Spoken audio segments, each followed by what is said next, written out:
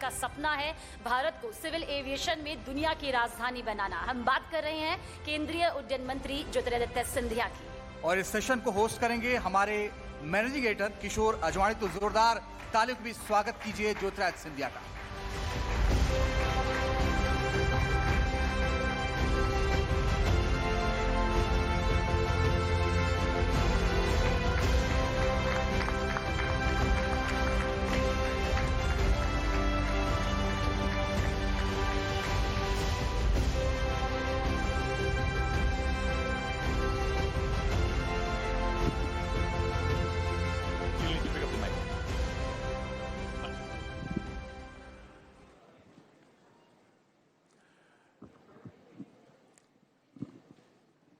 ज्योतिरादित्य सिंधिया जी हमारे साथ हैं।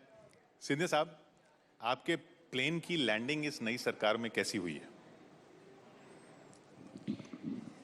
देखिए, सफ़र सुरक्षित रहे, अमन चैन का रहे, ये हम सब की जिम्मेदारी है। और मेरे लिए तो एक मैं अगर कहूँ आपको कि एक भावनात्मक क्षण भी था, क्योंकि इस मंत्रालय का प्रभार मेरे पूज्य पिताजी ने भी संभाली थी। तो एक बहुत बड़ी जिम्मेदारी प्रधानमंत्री जी के द्वारा और पार्टी अध्यक्ष जेपी नड्डा जी के द्वारा और गृह मंत्री के द्वारा मुझे दी गई है, और उसे पूर्ण निष्ठा के साथ पूर्ण कर्तव्य के भावना के साथ निभाने की कोशिश कर रहा हूँ पिछले एक वर्ष से। और कई नए आयाम भी हम छू पाएँ इस क्षेत्र में, और एक बहुत कठिन परिस्थितियों से निकलकर वापस नई ऊंचाइयों को छूने की कोशिश ये क्षेत्र कर रहा है। शायद ये अतिशयोक्ति न होगी अगर मैं कहूँ कि पूरे विश्व में अगर कोई सेक्टर सबसे बुरी तरह से प्रभावित हुआ है तो शायद नागर विमानन क्षेत्र प्रभावित हुआ है, क्योंकि सारे प्लेन करीब 1.5 साल टारमैक पे ही खड़े हुए थे। और दोबारा यह सेक्टर पूरे विश्व में एक नई तेज़ी के साथ उभर रहा है और एक नई फुर्ती भी आ रही है, जिसे देखकर एक बहुत बड़े आशा के किरण भी बढ़ रहे हैं। और एक खुशखबरी भी है कि 20 साल बाद भारत में, जहां साधारण तौर पर सूचना थी कि ये एयरलाइन बंद हो रहा है और वो एयरलाइन बंद हो रहा है, इस वर्ष भगवान की कृपा से 2 नए एयरलाइंस की जन्म होगी।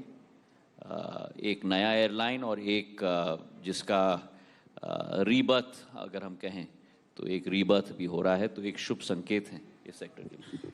पर पहले जो मंत्री के हाथ में एयर इंडिया होता था वो अब आपके पास नहीं है। देखिए, मैं नहीं मानता कि किसी मंत्रालय या किसी मंत्री की कार्यशैली और कार्य क्षेत्र में केवल पीएसयू तक सीमित है। ये एक पुरानी सोच होती थी कि आपके पास कितने हाई प्रोफाइल पीएसयू हैं आपके प्रभार में, और हम अपने आप को बहुत बड़े समझते थे। अगर 10 पीएसयू हैं और मार्केट कैप उनका 3 लाख करोड़ का है, 4 लाख करोड़ का है। मैं मानता हूं कि जो भी प्रभार या जो भी मंत्रालय आपको दिया गया है, उस मंत्रालय को एक नई ऊंचाई, एक नई फुर्ती, एक नई गति प्रदान करने की जिम्मेदारी आपको दी गई है। ये नहीं कि उस सीपीएससी या पीएसयू आप कह रहे हैं, उसकी गतिविधियों में, उसकी वर्किंग में हर बार टांग अड़ाना, उंगली लगाना। तो अगर ये मंत्री का कार्य प्रभार है तो फिर उस पीएसयू में सीएमडी रखने की क्या जरूरत है? मंत्री को ही सीएमडी बना दो ना। तो मैंने सदैव in best practices of governance functioning PSU को कि उस सीएमडी और उस कंपनी के बोर्ड को छोड़ना चाहिए। एक विजन मंत्री को देना चाहिए, और उस विजन के आधार पर वो कंपनी कार्य कर रही है कि नहीं, उसका सर्वेक्षण जरूर करना चाहिए। और मैं मानता हूं कि नागर विमानन क्षेत्र में हाई प्रोफाइल क्षेत्र तो है, लेकिन सबकी निगरानी, जैसी आपकी निगरानी किशोर जी, एयर इंडिया पे ही रहती है। पर ये क्षेत्र एक विस्तृत क्षेत्र है, और मैं तो ये कहूँगा कि केवल एयरलाइंस और एयरपोर्ट्स तक नहीं, क्योंकि हम लोगों की जो चर्चा होती है वो केवल एयरलाइंस और एयरपोर्ट्स की होती है। नागर विमानन क्षेत्र का एक संपूर्ण इकोसिस्टम है विश्व भर में, और आज तक भारत में वो इकोसिस्टम स्थापित नहीं हो पाया क्योंकि हमारे पास स्केल नहीं था। आज भारत में करीब करीब 700 एयरप्लेन्स हैं, हमारे पास 141 एयरपोर्ट्स हैं। तो आज समय आ चुका है उस इकोसिस्टम को स्थापित करने में। और एक उदाहरण आपको मैं दूं, जैसे कि ऑटो सेक्टर में एक ओईएम होता है, चाहे वो मारुति हो या होंडा हो या फोर्ड हो या फलाना हो या ढिमका हो, लेकिन उसके इर्द गिर्द एक पूरी इकोसिस्टम होती है एंसिलरीज की, और उस इकोसिस्टम के बिना वो ओईएम कुछ नहीं है। और वैसे ही सिविल एविएशन सेक्टर में भी एक इकोसिस्टम है, चाहे आप कार्गो की बात करो, चाहे आप फ्लाइंग ट्रेनिंग ऑर्गेनाइजेशन की बात करो, चाहे आप ग्राउंड हैंडलिंग की बात करो, चाहे आप कृषि उड़ान की बात करो, चाहे अब आप ड्रोन्स की बात करो।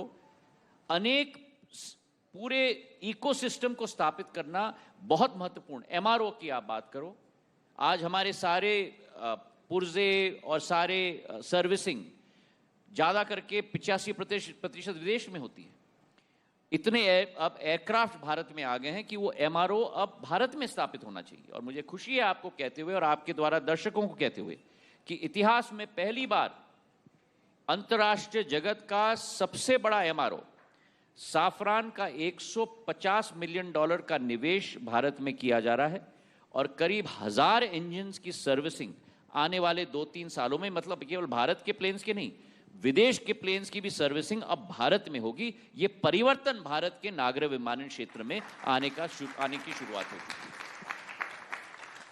हाल के दिनों में जो न्यूज़ रही, आपको भी चिंता में डाला होगा, फिर रिपोर्ट भी आई टेक्निकल स्नैक्स को लेकर। बहुत ज़्यादा विमानों का हमने देखा कि ये प्लेन यहाँ ख़राब हो गया, ये प्लेन वहाँ ख़राब हो गया, वहाँ लैंड जा रहा था वहाँ लैंड करवानी पड़ गया। तो ये कॉन्फिडेंस को हिलाता नहीं है सेक्टर में? देखिए, पहले तो मैं आपको कहूँ कि हम लोगों का सेक्टर एक कंज्यूमर सेंट्रिक सेक्टर है, और इसका मतलब है कि छोटे से छोटे इंसिडेंट से कोई भी अकरेंस, मैं टेक्निकल लैंग्वेज में उत्तर दूंगा, हर एक अकरेंस की रिपोर्टिंग होती है। हम ये भी याद रखें कि पिछले 1.5-2 वर्षों से ये क्षेत्र पूरी तरह से एक तरीके से बंद पड़ा हुआ था, क्योंकि सारे प्लेन्स टारमैक पे खड़े थे कोविड की वजह से। तो हमारे सिविल एविएशन सेक्टर में इतनी फ्लाइंग भी नहीं हो रही थी। ये सेक्टर हमारे देश में एक थ्राइविंग प्राइवेट सेक्टर की इंडस्ट्री बन चुकी है।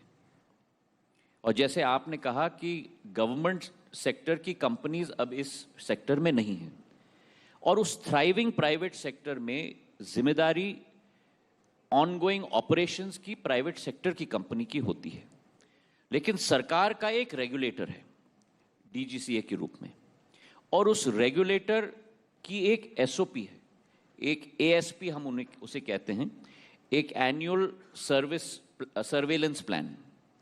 और उस एनुअल सर्वेलेंस प्लान से हर वर्ष हम लोगों के रेगुलेटरी ऑडिट्स होते हैं, हमारे स्पॉट चेक्स होते हैं, हमारे टेक्निकल चेक्स होते हैं, हमारे ड्रोन स्कूल्स के चेक होते हैं, हमारे फ्लाइंग ट्रेनिंग ऑर्गेनाइजेशंस के चेक होते हैं।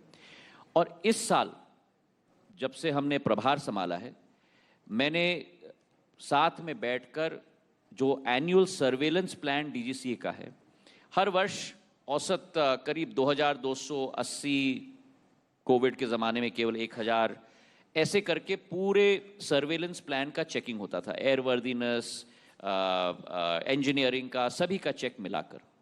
इस वर्ष 3709 चेक्स के एक सर्वेलेंस प्लान हम लोग ने बनाया है। और पिछले 5 महीनों में जो हम लोगों का टारगेट था, उस टारगेट का करीब करीब 85% हम लोग चेक्स हम लोग कर पाए।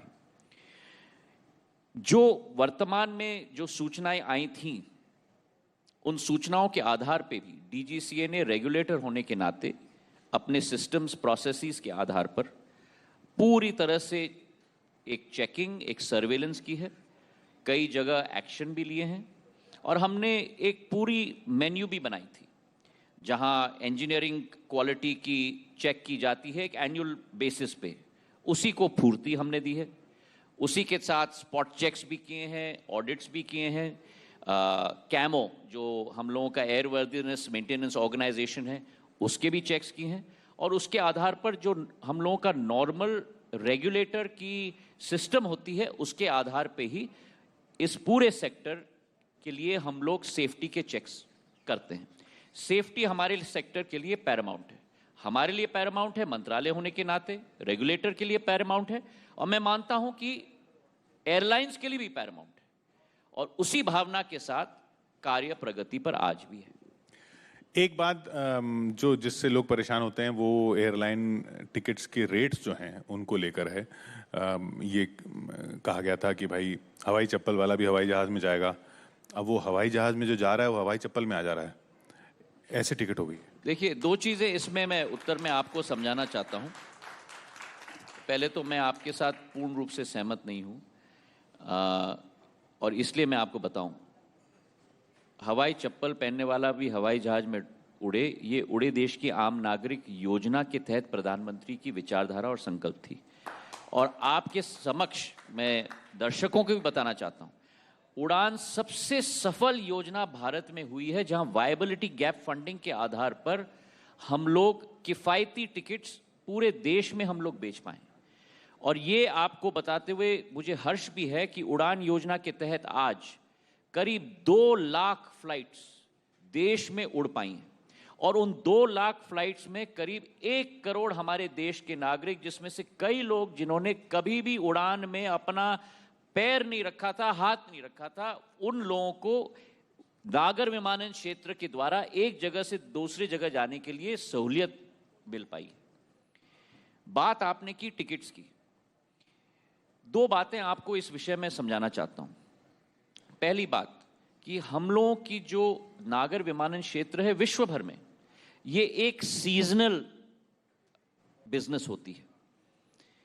अगर आप देखेंगे अप्रैल मई से जून तक जब बच्चों की छुट्टियां होती हैं, हॉलिडे सीजन होता है, बड़ी तंगी होती है और डिमांड बहुत बढ़ जाता है। उसके बाद जब वर्षा ऋतु आ जाती है तो डिमांड, जिस वातावरण में हम लोग अभी हैं, तो डिमांड पूरी तरह से स्लैक हो जाती है। और फिर जब हमारे पर्व आ जाते हैं, दशहरा, दिवाली, क्रिसमस तक, वो फिर डिमांड बहुत बढ़ जाती है और फिर जनवरी मध्य से अगेन अप्रैल तक डिमांड घट जाती है। तो जिस संदर्भ की आप बात कर रहे हैं उसका एक सीजनल इफेक्ट भी है, नंबर 1। नंबर 2, सबसे महत्वपूर्ण, किसी भी इंडस्ट्री कॉस्ट स्ट्रक्चर के आधार पर चलती है। आपको आश्चर्य होगा ये जानते हुए कि एयर टर्बाइन फ्यूल जो ईंधन है सिविल एविएशन सेक्टर में, वो कॉस्ट स्ट्रक्चर का करीब 40% अंग होता है। एयर टर्बाइन फ्यूल जो 1.5 साल, पौने 2 साल पहले 53,000 रुपए प्रति किलोलीटर होता था, वो एयर टर्बाइन फ्यूल प्रति किलोलीटर 1,41,000 तक पहुंच चुका है। मतलब आप मानो कम से कम 3 गुना बढ़ोतरी हुई। और ये बढ़ोतरी एक्सटर्नल फैक्टर्स की वजह से हुई है। आप सब लोग भली भांति परिचित हैं, यूक्रेन का वॉर, रशिया का ऑयल सप्लाई का प्रॉब्लम, जो इंटरनेशनल ऑयल प्राइसेस बढ़ी, उसके तहत एयरलाइंस की कॉस्ट स्ट्रक्चर का भाग ये जो 40% होता था, अब ये 50% हो गया है। लेकिन मैं ये भी आपको बताऊं कि वो बर्डन एयरलाइन कंपनी सीधा उपभोक्ता पर पास ऑन नहीं कर सकती। क्यों? क्योंकि ये हमारा सेक्टर बहुत ही प्राइस इलास्टिक है। उदाहरण के तौर पर अगर 10% दाम बढ़ाया तो 10% से ज्यादा डिमांड घट जाता है, तो जिसके आधार पर एयरलाइंस को इसे अपने आप बेयर करना पड़ता है। टिकट के दाम जरूर इसके वजह से भी थोड़े बढ़े हैं, पर जैसे आज हमने देखा है कि ATF की प्राइस भी करीब 15% करीब घटी है, करीब 1,21,000 तक। जैसे ऑयल की प्राइस और ATF की प्राइस भी घटेगी, सीजनैलिटी के वजह से भी दाम में भी कंट्रोल जरूर आएगा, इसका हमें पूरा विश्वास है। अब राजनीति की बात कर लें थोड़ी।